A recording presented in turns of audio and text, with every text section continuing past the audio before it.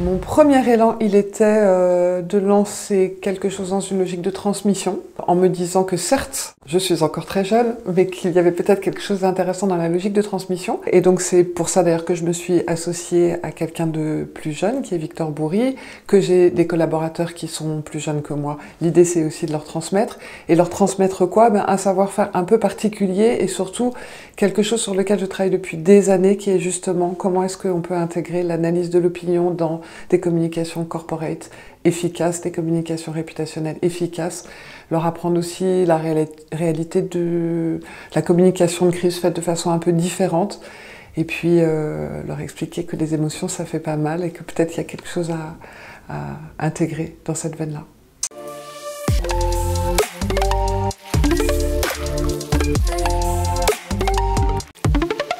Bonjour à tous, je suis Pascal Guibert, bienvenue dans le 12-20. 12-20 pour 12 interviews d'entrepreneurs de la réclame des années 2020.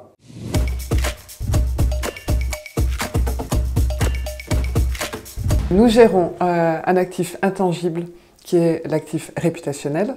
L'actif réputationnel, c'est ce qui permet à une entreprise de créer ce qu'on appelle du goodwill, donc une survaleur.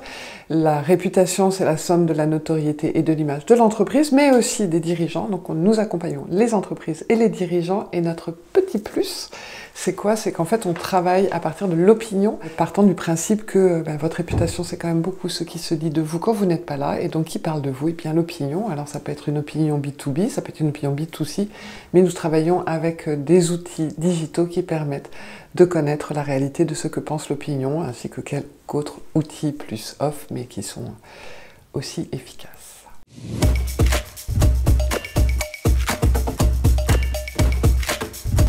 Peut-être dire l'autre a des talents que je n'ai pas.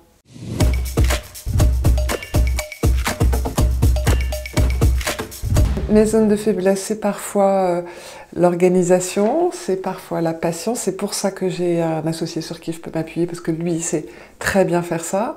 C'est parfois aussi, on va dire, une fois que les choses sont lancées, parce que comme je sais innover, lancer et déplacer des montagnes, quand la montagne est déplacée, quelquefois, c'est bien aussi de stabiliser. Eh bien, j'ai des équipes qui sont là pour ça. Donc, je connais... voilà, ma faiblesse, ça pourrait sembler une force, mais par moments, c'est fatigant, les gens comme moi. Voilà.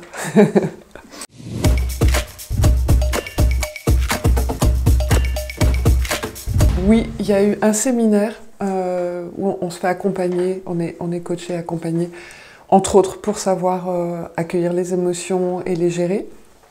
Et il y a eu un séminaire oui, où j'ai senti, d'abord je me suis aperçue que j'avais une équipe, je ne l'avais pas recrutée ainsi, mais qui était constituée de gens extrêmement sensibles.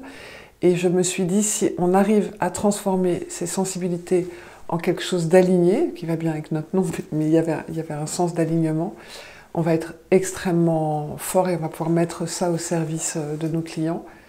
Et il y a eu un déclic ce jour-là qui fait que chacun s'est un peu lâché à accueillir les émotions et ça fonctionne. Et donc voilà, c'était un moment, c'était assez émouvant. D'ailleurs, rien qu'en le disant, j'ai de nouveau la chair de poule.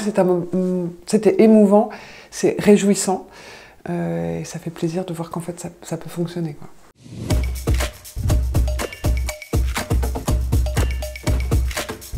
Ah. Si j'avais pas eu besoin de prouver au monde et à moi-même que j'étais peut-être aimable.